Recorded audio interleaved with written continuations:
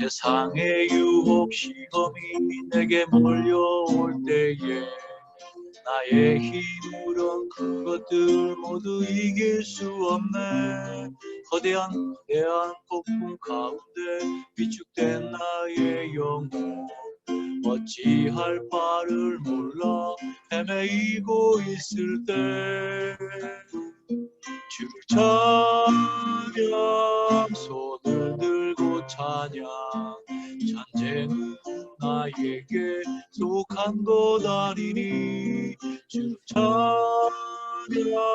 손을 들고 찬양 전쟁은 하나님께 속한 것이니 거짓과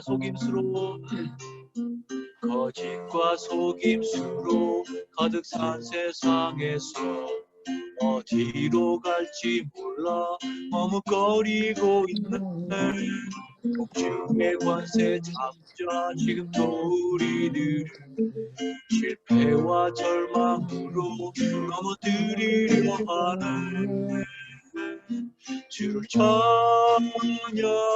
손을 들고 찬양 전쟁은 나에게 속한 것 아니니 주를 찬양 손을 들고 찬양 전쟁은 하나님께 속한 것이니 주위를 둘러보면 아무도 없는 듯 믿음의 눈을 들면 보이는 분 계시네. 지금도 내 안에서 역사하고 계시네. 사망과 어둠 권세 물리치신 예수님 주를 찬양 손을 들고 찬양 전쟁은 나에게 속한 것 아니니 주를 찬양 손을 들고 찬양 전쟁은 하나님께 속한 것이 주를 찬양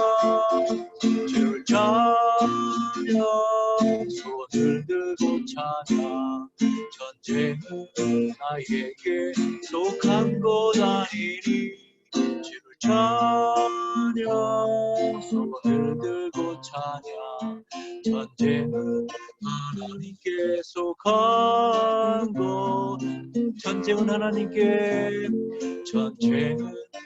하나님께 속한 것이 전쟁은 하나님께 속한 것이니 전쟁은 하나님께 속한 것이니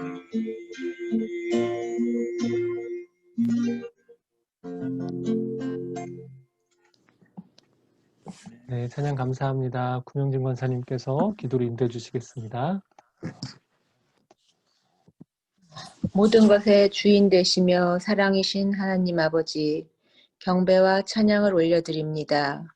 코로나, 정치, 경제, 사회 등 어렵고 혼란스러운 상황에서 하나님께 향한 우리의 중심을 잃지 않고 말씀으로 무장하여 하나님 뜻에 따르는 저희가 되게 하여 주시옵소서.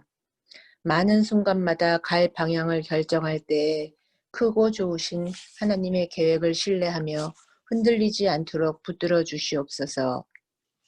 코로나 방역이 1단계로 내려가게 되어 제한된 여건이지만 다시 하나님의 전에서 예배드리게 됨을 감사드리며 마음을 다해 찬양하고 기도드리는 온전한 예배를 드릴 수 있는 날이 속히 오기를 기도드립니다.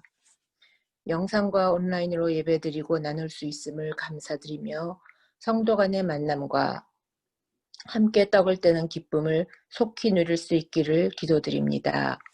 강남의 공동체의 순장님들, 순원들 모두 직장이나 가정에서 하나님의 충성된 종들이 될 수 있도록 성령님 함께 하시오며 하나님 보시기에 아름다운 공동체가 되어 많은 열매와 영광을 올려드리기를 원합니다. 지금 눈앞에는 많은 것들이 불분명할지라도 결국에는 하나님의 계획대로 이루어지고 있음을 확신하며 매일의 큐티를 통해 하나님의 말씀과 하나님께서 허락하시는 지혜와 명철로 나아가는 하나님의 귀한 자녀의 모습이 되기를 기도드립니다. 매주 순장 공부를 이끌어 주시는 김승훈 목사님과 저희 공동체를 섬겨주시는 황성룡 총무님, 매주 찬양 인도해 주시는 김주홍 집사님의 가정에 넘치는 은혜와 축복과 영육간의 강건함을 허락하시옵소서. 연약하고 부족한 모습으로 감사드리며 우리 주 예수 그리스도의 이름으로 기도드립니다. 아멘. 아멘. 예, 권사님 기도 감사합니다. 계속해서 이어서 저희 함께 오늘 말씀 보도록 하겠습니다. 오늘 말씀 함께 보실 텐데요. 선장님들께서 이미 나눠드린 내용을 숙지하시고 읽어 오셨을 걸로 생각을 하고 오늘 한 절 한 절씩 오늘 말씀을 보며 풀어가도록 하겠습니다. 미리 오늘 내용에 대해서 말씀을 드리자면 1절부터 7절까지의 내용을 함께 볼 텐데요. 기존보다 조금 더 짧은 시간 안에 말씀을 나눌 수 있을 것 같습니다. 그리고 이후의 시간들은 나눔의 시간들로 갖도록 하겠습니다. 저 1절 말씀 함께 읽겠습니다. 바로가 가사를 공격하기 전 블레셋 사람들에 대해 예언자 예레미야에게 임한 여호와의 말씀입니다.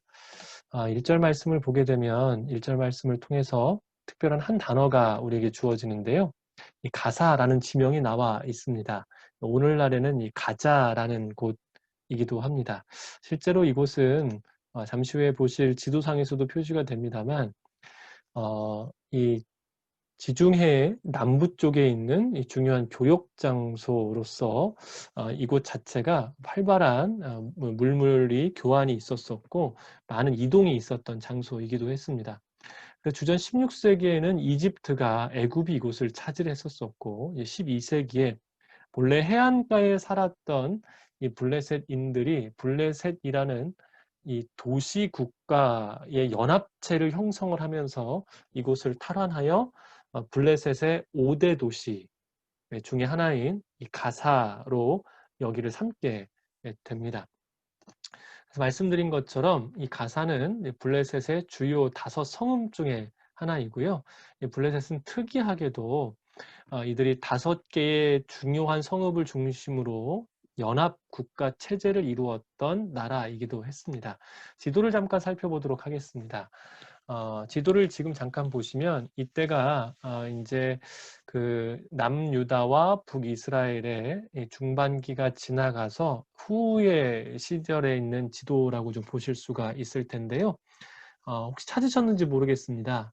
여기서 보셨을 때 예루살렘에서도 남쪽으로, 여기가 예루살렘이고요.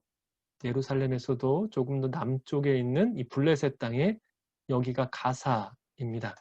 그리고 조금 있다 보면 저희가 함께 나올 또 하나의 지명이 그 위에 있는 아스글론이라는 지명이 나오게 되고요. 오늘 말씀에서 또 다시 지도를 보여드리겠습니다만 이 두로와 시돈도 함께 언급이 됨을 기억해 주시기를 부탁을 드립니다. 그래서 오늘 지금 이야기하고 있는 것은 블레셋의 5대 도시 중에 하나인 이 가사에 대하여서 오늘 우리가 함께 살펴보고 있는 중입니다. 그런데 가사에 대해서 바로가 공격했다라고 이야기를 하고 있습니다만 이 바로는 실제로 이집트의 왕을 일컫는 하나의 단어이지요. 그런데 이게 어느 때의 공격인지를 정확하게 알기는 쉽지 않은 것이 오늘의 좀 그 내용이기도 합니다. 어느 때라고 지칭하지 않고 어느 시기에 실제로 있었는데요. 왜냐하면 이 가사는 이집트에서 가장 가까운 도시이기도 했기 때문에 그렇습니다. 그래서 가사는 푸산메티구스 1세 그리고 느고 2세 호브라 이 3명의 왕들을 지금 제가 시간순으로 배열을 해놨는데요. 이 3명의 왕들의 공통점이 한 가지는 가사보다 위쪽에 있는 북쪽을 침입했다라는 것입니다. 그리고 북쪽을 공격하면서 내려오는 길에 이 가사까지도 함께 공격하여 그것을 침략했을 걸로 추정을 하고 실제로 이 간접적인 문헌들을 보게 되면 이 세 왕들이 내려오며 가사를 충분히 공격했을 가능성 그리고 기록들이 남겨져 있는 것이 사실입니다. 그래서 이 왕들의 세 왕 중에 어느 때인지는 알지 못하지만 이 세 왕들 가운데에서 북쪽에 갔다가 다시 내려오며 가사를 공격했던 사실이 있었기 때문에 이 말씀은 그대로 이루어진 것이라고 볼 수가 있습니다. 계속해서 2절 말씀을 좀 보도록 하겠습니다. 여호와께서 이렇게 말씀하셨다. 보라, 물이 북쪽에서 일어나 흘러넘치는 급류가 되고 땅과 그 안에 모든 것 위에 성읍과 그 안에 사는 사람들 위에 흘러넘칠 것이다. 사람들이 소리치고 그 땅에 사는 모든 사람들이 울부짖을 것이다. 북쪽에서 큰 세력이 일어날 것이라고 이야기를 합니다. 일반적으로 북쪽이라고 이야기를 했었을 때는 메소포타미아를 이야기를 합니다. 그리고 메소포타미아는 어디를 지칭하는 단어일까요? 예, 잘 아시는 것처럼 바벨론을 지칭하는 단어입니다. 그래서 일반적인 해석으로 보자면 지금 북쪽에서 그들을 치러 내려오는 세력이 있다는 것은 바벨론이 그 당시에 당연한 역사적 흐름인데요. 그 흐름에 따라서 바벨론이 지금 이 블레셋까지도 다 치고 내려오게 되는 기본적인 역사적인 상황 아래서의 내용으로 이해할 수도 있습니다. 그런데 오늘 우리가 이미 읽어봤던 1절 말씀을 보면 바로가 가사를 쳤었을 때, 공격하였을 때라는 것이 언급이 되어 있습니다. 그러면 오늘 우리는 1절과 연관하여 해석할 필요가 있다는 것입니다. 어떻게 해석할 수 있을까요? 단순히 북쪽에서의 어떠한 세력이 그들 가운데 휘몰아쳐 내려왔다는 것으로 끝나지 않고 이집트가 세 번의 왕들이 북쪽 위까지 침입하고 내려왔던 그 시기 가운데에서 내려오며 블레셋을 가사를 치고 내려왔다라고 이해할 수도 있다는 겁니다. 그래서 이 북쪽의 세력이라는 것이 바벨론이 아닌 이집트라고 우리가 이해할 수도 있다는 것이죠. 여러분 어떤 것이냐가 중요한 것은 아닙니다만 이러한 해석의 가능성들을 알고 계시면 좋으실 것 같습니다. 이제 더 중요한 내용들이 있죠. 말씀해 보니까요. 그 북쪽 세력이 내려와 치는데 어떻게 되냐면 땅과 그 안에 모든 것 위에 성읍과 그 안에 사람들 위에 흘러넘칠 것이다 라고 이야기를 하고 있습니다. 표현이 이렇습니다. 땅과 그 안에 모든 것 위에 성읍과 그 안에 사는 사람들 위에 그렇다면 이 내용은 결국 하나님께서 이 일을 행하심에 있어서 단순히 가사라는 곳으로 제한시키지 않고 블레셋 전체 안에 그 북쪽 세력이 그들에게 흘러 넘치도록 치는 일들이 있었다라는 것이죠. 그러면서 하반절은요, 이들의 상황이 매우 급박함을 우리에게 보여줍니다. 어떤 표현들이 있습니까? 사람들이 소리치고 울부짖고 있다라는 표현을 보며 지금의 침략과 공격이 단순히 일회성이고 스쳐 지나가는 것으로 끝나지 않고 이 나라에 굉장히 큰 타격으로 임하고 있음을 볼 수가 있죠. 계속된 말씀은 이렇게 이어집니다. 준마들의 말발굽 소리, 전차에 달리는 소리, 바퀴가 덜거덕거리는 소리에 아버지들은 손에 기운이 없어져 자기 자식을 돌아보지 못할 것이다. 공격에 대한 실질적 표현을 3절은 우리에게 보여줍니다. 그 구체적인 표현이 이렇죠. 준마들의 말발굽 소리, 전차에 달리는 소리, 바퀴가 덜거덕거리는 소리. 잘 아시는 것처럼 고대 전쟁터에서는 이 기병대와 전차부대가 이러한 소리를 냈었습니다. 그런데 기병대, 특별히 이 전차 부대가 있었다라는 것은 굉장히 무서운 일이었었지요. 오늘날에는 탱크가 큰 역할을 한다면 이 시대에는 이 기병대와 더불어 전차 부대가 함께 오는 것은 이 탱크와 비견할 수 있을 정도로 굉장히 큰 위력과 두려움을 줬는 존재들이었습니다. 그런데 이들의 휘몰아치는 이 어려움 가운데 들리는 소리를 무엇이라고 이야기합니까? 사람들의 소리가 아닙니다. 준마들, 그리고 전차에 달리는 소리, 바퀴가 덜거덕거리는 소리, 그들에게 들렸던 소리는 그 시대에 가장 위험하고 가장 무서운 전쟁의 도구들이 그들의 눈앞에 있다라는 것을 지금 표현해주고 있는 것이죠. 아주 큰 두려움이 그들 가운데 임하였다라는 것을 볼 수가 있습니다. 그래서 그러한 표현을 3절을 이렇게 이야기하죠. 아버지들의 손이 기운이 없어졌다라고 이야기를 합니다. 왜 아버지들의 이야기를 했을까요? 그 결과를 우리에게 보여주기 위함입니다. 아버지들의 손에 기운이 없어져 자기 자식을 돌아보지 못할 정도가 되었다라고 이야기를 합니다. 블레셋이 얼마나 큰 위태로움과 어려움에 빠졌는지를 잘 보여주는 표현입니다. 세상에서 우리가 보통 이야기할 때에 가장 강력한 사랑, 세상에 가장 숭고한 사랑, 생명까지도 내어줄 수 있는 유일한 사랑은 부모의 사랑이라고 이야기를 합니다. 그런데 지금의 상황이 얼마나 급박하고 무섭고 두렵고 위협적인지 아버지들의 손에 기운이 없어져 자기 자식을 돌아보지 못할 부모의 사랑이 사라질 정도로 공격의 위세가 매우 대단함을 성경은 우리 가운데 이야기해주고 있습니다. 특별히 아버지들의 손에 기운이 없어졌다는 말은 본래 우리가 그냥 이해하는 것처럼 손이 축 늘어지다라는 것으로 이해할 수도 있습니다. 하지만 이것의 원어적인 의미를 1차적인 의미를 넘어 원어의 의미를 좀 더 깊이 파고 들어가면 용기가 없어지다, 용기를 잃다라는 의미입니다. 다시 한번 말씀드립니다. 블레셋 가운데 휘몰아치는 지금의 침략과 공격의 상태가 얼마나 위협적이냐면 부모가 자녀를 돌보지 못할 정도의 공포와 그러한 상황 가운데 들어갔다는 것이죠. 상상하기도 끔찍한 상황을 지금 3절 말씀을 통해 이야기를 하고 있습니다. 아마 여기 계신 순장님들, 성도님들께서 이미 자녀들을 길러보신 분들이 많으시기 때문에 이 상황이 지금 어떤 상황인지를 충분히 생각하실 수 있으실 겁니다. 부모가 자녀를 돌아보지 못할 정도로 이 블레셋의 이러한 진노가, 이러한 상황이 펼쳐집니다. 계속해서 4절 말씀 읽어가겠습니다. 이는 모든 블레셋 사람들을 멸망시키고 두로와 시돈을 도울 수 있는 모든 남은 사람들이 끊어질 날이 오기 때문이다. 여호와가 블레셋 사람들을 갑돌 해변에 남은 사람들을 멸망시킬 것이다. 구체적이고 또 핵심적인 표현이 나옵니다. 모든 블레셋 사람, 그리고 뭐라고 나옵니까? 멸망이라는 단어가 우리에게 정확하게 나오고 있습니다.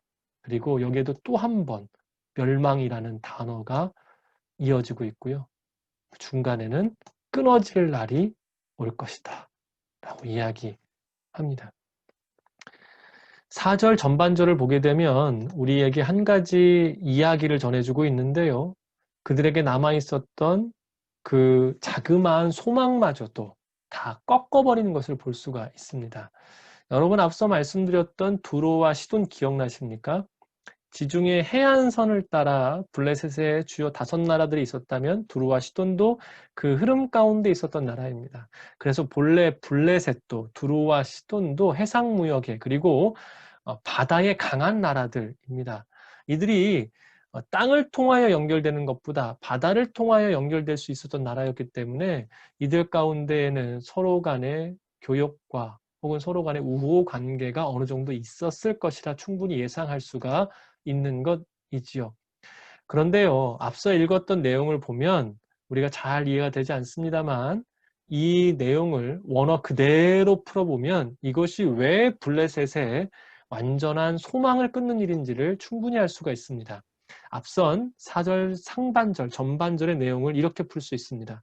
블레셋 사람들을 다 멸하려고 두로와 시돈에 남아있는 바 도와줄 자를 다 끊어버리려고 닥친 날 때문에 더 이상의 원조도 없고 도와줄 수 있는 그것들까지도 다 끊어버려서 이제 블레셋은 고립되어 멸망당해감을 4절 말씀이 이야기하고 있는 것입니다.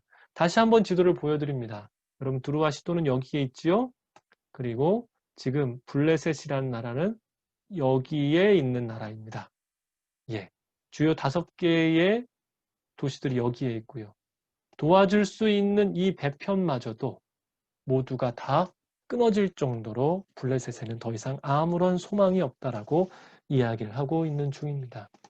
그렇다면 우리는 물어야 됩니다. 과연 남은 희망까지 끊어버리는 주체는 누구일까? 여러분 우리가 읽었던 말씀에 그분은 누구시라고 이야기합니까? 이 일을 행하시는 분은 여호와 하나님이라고 이야기를 합니다. 그러면서 성경은 이 갑돌에 있는 자들까지 다 멸망하게 될 것이라는 표현을 씁니다. 갑돌은 어디일까요? 갑돌은 우리에게 잘 알려진 이 크레타 섬입니다. 크레타, 실제로 말씀드렸던 것처럼요, 블레셋인들은 다른 해안에 혹은 섬에 있었던 사람들이 다시금 모아져서 만든 나라입니다. 크레타는 블레셋인들의 출신지입니다. 그래서 성경은 뭐라고 이야기합니까? 블레셋 사람들, 갑돌 섬에서 온 사람들을 멸망시킬 것이다. 그들의 출신지까지 언급하며 그들의 씨를 완전히 말려버리겠다. 굉장히 무서운 이야기이지요. 왜 아비들의 손이 힘이 풀어져? 왜 그들이 겁을 먹어? 용기를 잃어서 자녀들을 돌보지 못할 정도인지를 성경은 더 명확하게 이야기하고 있는 중입니다. 5절 말씀 계속해서 함께 읽어갑니다. 가사가 삭발하게 되고 아스글론이 파괴됐다. 평원에 남은 사람들아, 네가 언제까지 너의 몸에 상처를 내겠느냐? 갑자기 문체가 조금 바뀌는데요. 여러분 내용들을 잘 살펴보십시오. 이제 앞서 말씀드렸던 가사와 더불어 블레셋의 5대 도시 중에 하나인 아스글론에 대한 이야기가 나옵니다. 특별히 아스글론은 좋은 옥토로 인하여서 양파의 재배지였었고요. 그 당시에 좋은 양파가 났던 곳이라고 이야기를 합니다. 평지가 아주 좋았던 곳입니다. 근데 가사에 대한 이야기를 하며 가사의 사람들이 삭발을 할 것이라고 이야기를 합니다. 성경을 통해서 이미 접해하셨을 텐데요. 고대 시대 팔레스타인 지역에서 삭발이라는 이 단어는 죽은 자를 애도할 때, 슬퍼할 때 하는 모습입니다. 그래서 이걸 내용으로 풀어보면 이렇습니다. 가사의 모든 사람들이 죽었다. 가사가 삭발한다는 것은 결국 가사의 모든 사람이 죽었음을 의미하는 표현입니다. 그러면서 성경은 또다시 아스글론이 파괴됐다라고 이야기를 하는데요. 원어적 표현은 잠잠해졌다가 맞습니다. 무슨 의미일까요? 아스글론의 모든 사람이 죽어서 아무 소리가 나지 않은 폐허가 되어 이 아스글론 도시 전체가 정막에 쌓여져 버린, 상상이 가십니까? 얼마나 끔찍한 장면일지 상상만으로도 간담이 서늘해지는 그러한 말씀입니다. 그런데 이러한 상황 가운데서 하반절에 보면 이런 표현이 납니다. 왜 내 몸의 상처를, 너의 몸의 상처를 계속해서 왜 내느냐? 라는 표현을 씁니다. 여러분 이거 누구 이야기일까요? 하나님의 말씀을 예레미야가 전달하고 있는 중입니다만 그들의 폐허, 그들 가운데 임하는 진노, 그들이 받을 심판이 너무나 커서 왜 너의 몸에 상처를 계속 내느냐라고 예레미야가 오히려 이때 중간에 끼어들어 안타까운 목소리를 내고 있는 중입니다. 실제로 내 몸에 상처를 낸다, 너의 몸에 상처를 낸다는 것도 누군가의 죽음 앞에 애도하는 표현입니다. 그래서 삭발과 같은 의미라고 이야기할 수 있죠. 예레미야가 오히려 이들의 모습을 보고 안타까워하는 표현이 나옵니다. 그러면서 6절 말씀이 이렇게 이어지죠. 여호와의 칼이여, 네가 언제까지 쉬지 않겠느냐? 그만하고 칼집에 들어가서 조용히 있어라.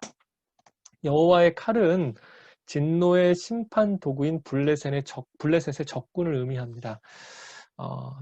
블레셋 적군은 앞서 말씀드린 바벨론이 될 수도 있고 혹은 이집트가 될 수도 있습니다. 그런데 이것을 의인화하여 예레미야가 그에게 뭐라고 말을 겁니까?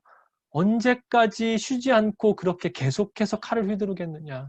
제발 칼집에 들어가 조용히 있어라 라고 이야기를 합니다. 여러분 우리가 아는 지식과 같이 블레셋은 이스라엘의 적군이었었습니다. 골리앗과 다윗의 싸움도 기억하시죠? 그 이전부터도 블레셋은 계속해서 이스라엘을 괴롭혔던 이스라엘에게는 어려운 나라였었고요. 다윗이 블레셋으로 피했던 이유도 적국이기 때문에 거기까지는 쫓아오지 못할 것을 알고 블레셋으로 도망을 친 것이었었습니다. 그러면 이러한 적국이 그러한 끔찍한 피해를 당할 때 역사적으로 계속해서 앙숙이었던 이 나라가 이런 어려움을 당한다면 뭐라고 합니까? 우리는 보통요. 잘 됐다라고 할 겁니다. 그런데 이것을 예언하고 있는 예레미야가 보기에도 이들의 상태가 너무나 끔찍한 상태까지 이르게 되니까 어떻게 외칩니까? 언제까지 쉬지 않겠느냐, 제발 좀 조용히 있어라라는 말이 적국을 향하여서도 자연스럽게 나올 정도로 지금 블레셋에 대한 심판은 매우 끔찍하다라는 것입니다. 여러분 기억해 주십시오. 하나님께서 진노하시면, 때가 넘어 하나님의 진노가 이루어지면, 심판이 이르게 되면 이토록 무섭다는 것을 역설적으로 표현하고 있는 중입니다. 적국에 대하여서도 안타까운 마음으로 제발 멈춰기를 바랄 정도로 하나님의 심판이 임하시기 시작하면 어느 누구도 피할 수 없을 것은 물론이요, 그 심판의 진노의 모습에 보는 이가, 적국에게 행하는 일을 보는 이가, 그것을 예언하는 이가 놀랄 정도로 하나님의 진노는 그렇게 임하게 되어 있습니다. 계속해서 마지막 7절 말씀 읽습니다. 여호와가 그 칼을 보냈는데 어떻게 그 칼이 쉴 수 있느냐? 내가 아스글론과 해변 지역을 치라고 그 칼을 보냈다. 하나님의 말씀을 다시 예레미야가 이야기를 하죠. 자신의 탄식을 하나님 앞에 내놓았었습니다. 너무 끔찍한 모습 앞에 자기도 모르게 안타까움이 터져 나왔죠. 하지만 결국 예레미야에게 들린 말씀은 하나님의 말씀입니다. 어떻게 이야기하십니까? 그가 아무리 외쳐도 하나님께서 이미 뜻을 정하시면 멈추지 않으신다라는 것입니다. 여러분, 하나님께서 거두셔야 멈출 수 있는 것이 결국 하나님의 진노입니다. 마지막으로 다시 한번 말씀드립니다. 하나님의 진노에 대해 우리는 두려워할 줄 알아야 됩니다. 제가 아마 순장 모임을 통해서 한두 번 정도 말씀을 드렸던 내용으로 기억을 합니다. 사랑하는 순장님, 인생이란 무엇을 두려워하느냐가 아주 중요합니다. 그것이 바로 내가 오늘 따르고 있는 것이기 때문에 그렇습니다. 오늘 우리가 두려워하는 것으로 인해 우리는 마음을 쓰고 움직이게 되어 있습니다. 하나님의 사랑과 하나님에 대한 경외는 공존해야 됩니다. 실제로 그래서 성경이 말하는 경외라는 표현은 단순한 두려움을 넘어 사랑과 함께, 존중과 함께 그분을 우러러보는 의미로 우리 가운데 쓰여져 있습니다. 오늘 우리는 과연 누구를 두려워하고 있습니까? 진정으로 우리에게 두려운 것은 무엇일까요? 잠시 제가 나눔 질문을 하기 전에 잠깐만 화면 공유를 중지를 좀 하도록 하겠습니다. 제가 오늘 말씀을 준비를 하면서 저희 방에 계신 목사님들과 오늘 말씀에 대해서 이야기를 조금 나눴었습니다. 어떤 포인트로 준비를 하시는지, 이 말씀이 저에게도 너무나 블레셋의 심판에 대한 한 가지 메시지만 있어서 이것을 어떻게 풀어가야 될지 고민이 있었기 때문에 나눴는데요. 각각의 목사님들이 다른 포인트로 준비를 하셨습니다. 한 분의 목사님은 이것을 유비로 해석을 하셨더라고요. 그 블레셋은 이스라엘의 적국이었었고, 이스라엘은 하나님을 떠나게 되었을 때 이스라엘 하나님께서 진노하시고 그들을 심판하셨었죠. 그것을 보고 있었던 이 블레셋이 그 모습 앞에서 오히려 이스라엘을 더 괴롭혔다라는 것입니다. 그래서 어떻게 얘기를 하셨냐면, 우리 집에 한 아이가 있는데 이 아이가 저희 아들이 잘못을 한 겁니다.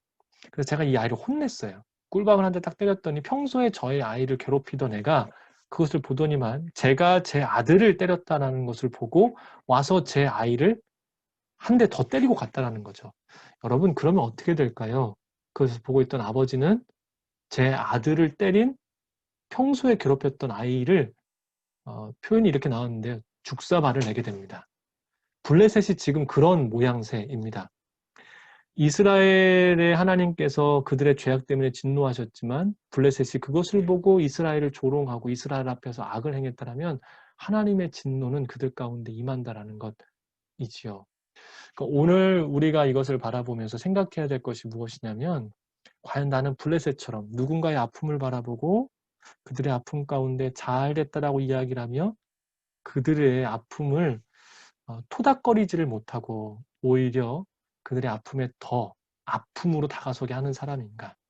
혹은 스스로 하나님 앞에 진노 가운데 있다고 자기가 어려움 가운데 있다고 하여 완전히 위축되어서 아버지가 나를 버리신 것이 아닌가라고 생각하며 스스로 위축되어 있는 사람이 아닌가라고 이런 이야기를 하시더라고요. 또 한 가지 목사님, 또 한 분 목사님은 블레셋이 왜 이런 진노를 당하게 되었을까에 대한 이야기를 하셨습니다. 여러 가지 이유들을 쭉 설명을 해주시고 성경에서의 관련 근거 구절들을 저에게 보여주시고 이러한 이유들로 인해서 블레셋 가운데 하나님이 결국 심판이 임했고 그 심판은 이와 같이 무섭게 임한다. 결국 우리 가운데에 죄를 돌이키지 않으면 이와 같이 임할 수 있기 때문에 우리는 진노의 심판 앞에서 우리의 마음을 하나님 앞에 미리 돌이켜야 된다라는 메시지를 주셨었어요. 두 분의 메시지에 저 깊이 공감합니다. 그런데요, 오늘 본문에 여러분 특징이 한 가지가 있습니다.